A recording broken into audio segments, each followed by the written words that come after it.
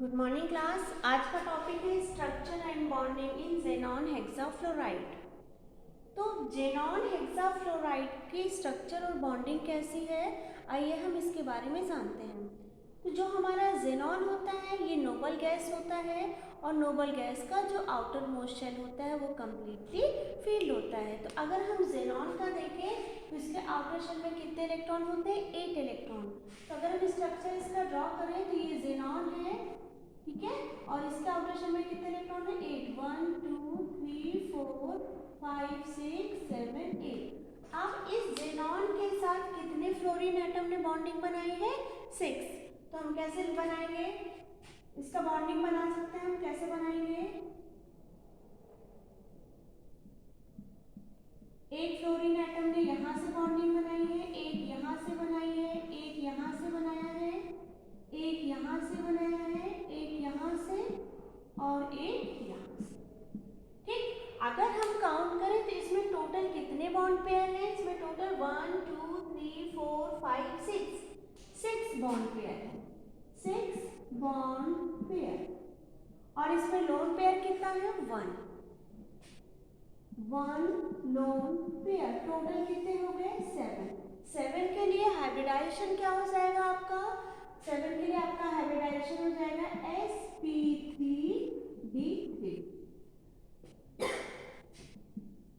अब अगर हम हाइब्रिडाइजेशन के बिहाफ पे इसका स्ट्रक्चर बनाए तो इसका स्ट्रक्चर कैसा होना चाहिए था? इसका स्ट्रक्चर जो एक्सपेक्टेड स्ट्रक्चर होना चाहिए था वो क्या होना चाहिए था? देखो 1 2 3 4 तो ये प्लेन में है और एक प्लेन से ऊपर और एक प्लेन से नीचे और एक आपका लोन पेयर। तो ये टोटल कितने होने चाहिए थे? Pentagonal bipyramidal. तो इसका जो एक्सपेक्टेड स्ट्रक्चर होना चाहिए था, मतलब इसका एक्सपेक्टेड जो शेप होना चाहिए था वो शेप होना चाहिए था आपका पेंटागोनल बाइपिरामिडल।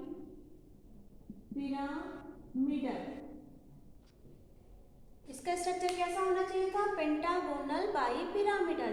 लेकिन इसका जो एक्चुअल शेप निकल के आया वो क्या हो गया? इसका जो एक्चुअल शेप निकल के आया वो डिस्टॉर्टेड ऑक्टाहेड्रल निकल के आया। तो इसका जो एक्चुअल शेप हो जाएगा वो क्या लिखेंगे? एक्चुअल शेप इसका जो निकल के आया वो आपका था डिस्टॉर्टेड ऑक्टाहेड्रल।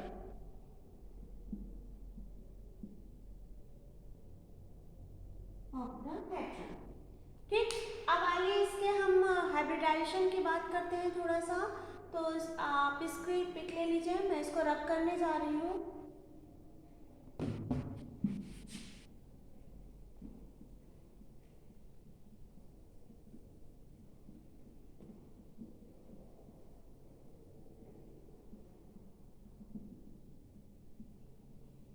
इसका हाइब्रिडाइजेशन कैसे हो जाएगा? सबसे पहले हम क्या लिखेंगे? Xenon in ground state electronic configuration. Okay, इसका ग्राउंड स्टेट इलेक्ट्रॉनिक कॉन्फ़िगरेशन क्या हो जाएगा? जैसे मैंने आपको बताया है, इसका आउटर मोस्ट शेल क्या होते हैं? कंप्लीटली फील्ड होते हैं। तो क्या हो जाएगा? 5s2 5p6 और 5d0। अब हम लिखेंगे ज़ेनॉन इन ऑर्बिटल डायग्राम क्या हो जाएगा आपका? s के लिए 1, p के लिए 3 ऑर्बिटल और d के लिए 5 ऑर्बिटल्स। ओके, अब हम लिखेंगे ज़ेनॉन, इसमें इलेक्ट्रॉन भर दो, 1 2 3 4 5 6 इलेक्ट्रॉन यहाँ पे होंगे और डी में कोई इलेक्ट्रॉन नहीं होगा। अब हम लिखेंगे xenon in first excited state. First excited state में क्या होगा? ये वाला इलेक्ट्रॉन जंप करके इस वाले ऑर्बिटल में चला जाएगा। तो हम कैसे लिखेंगे? यहाँ पे 2 इलेक्ट्रॉन होंगे, यहाँ पे जंप कर गया है, तो यहाँ पे कितने इलेक्ट्रॉन हो जाएंगे? 1। ओके, हमारे पास कितने थे? हमारे पास टोटल 6 फ्लोराइड है, ज़ेनॉन हेक्साफ्लोराइड है। तो अभी हम क्या करेंगे? अब हम सेकेंड एक्साइटेड स्टेट में ले जाएंगे, xenon in second excited state. Second excited state में क्या होगा? ये वाला इलेक्ट्रॉन यहाँ जंप करेगा, तो हम क्या लिखेंगे? 1, इसमें 2 रहेगा। अब इसमें टोटल कितने इलेक्ट्रॉन हो गए? 5, 1 2 3 4 इलेक्ट्रॉन हो गए। एक इलेक्ट्रॉन यहाँ जंप कर गया, 1 2 3 4, ठीक, एक इलेक्ट्रॉन यहाँ पे जंप कर गया। लेकिन अभी हमारे पास कितने अनपेयर्ड इलेक्ट्रॉन हो गए? 1 2 3 4। अभी हमें एक अनपेयर्ड इलेक्ट्रॉन और चाहिए, दो अनपेयर्ड इलेक्ट्रॉन, क्योंकि 6 फ्लोरीन के एटम है। अब हम क्या लिखेंगे? ज़ेनॉन इन थर्ड एक्साइटेड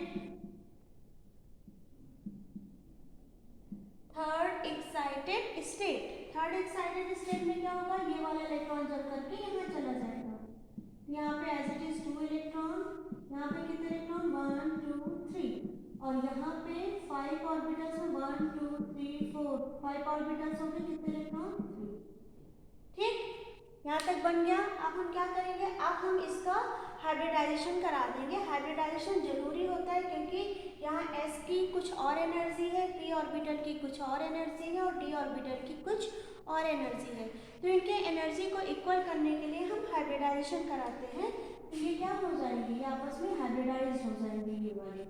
तो कितने हाइब्रिडाइजेशन में ऑर्बिटल पार्टिसिपेट कर रहे हैं? 1 2 3 4 5 6 7, मतलब s का एक ऑर्बिटल, p के 3 ऑर्बिटल और d के कितने ऑर्बिटल? 3 ऑर्बिटल। तो हम यहाँ पे लिखेंगे ज़ेनॉन, क्योंकि ये हाइब्रिडाइजेशन हो रहे हैं, लिखेंगे ज़ेनॉन इन sp3d3 हाइब्रिड स्टेट में अब क्या हो जाएगा? कितने ऑर्बिटल एक साथ बन जाएंगे? 1 2 3 4 5 6 7, 1 2 3 4 5 6, ठीक, 7 ऑर्बिटल एक साथ हाइब्रिड हो जाएंगे, ठीक। और सब में इलेक्ट्रॉन फ्री कर देते हैं। इसमें 2 इलेक्ट्रॉन है, इसमें और इसमें। यहाँ पे कितने अनहाइब्रिड ऑर्बिटल बचेंगे? 2 अनहाइब्रिड ऑर्बिटल बचेंगे। अब क्या होगा? अब आपका ये जो ज़ेनॉन है, ज़ेनॉन क्या करेगा? ज़ेनॉन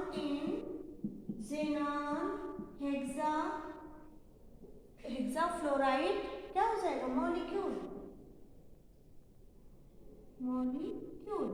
अब क्या हो जाएंगे? जितने फ्लोरीन एटम है ये सबके साथ सिग्मा बॉन्ड से अटैच हो जाएंगे। ये सभी के सभी कौन सा बॉन्ड फॉर्म करेंगे? Sigma bond. तो आई होप आपको ये समझ में आया होगा। अब इसके बिहार पे हम इसका स्ट्रक्चर ड्रॉ करें तो इसका स्ट्रक्चर कैसे बन जाएगा? मैं इसको रब कर रही हूँ।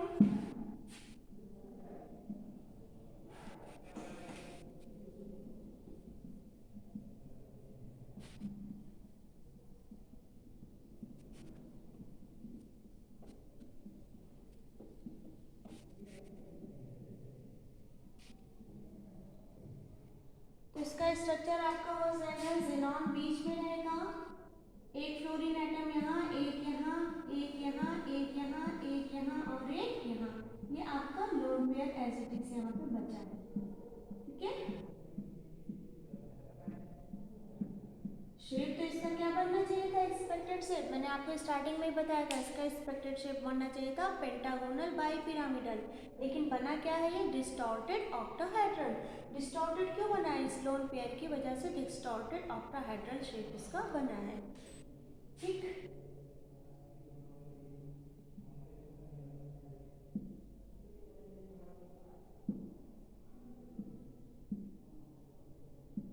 ये इसका शेप हो गया।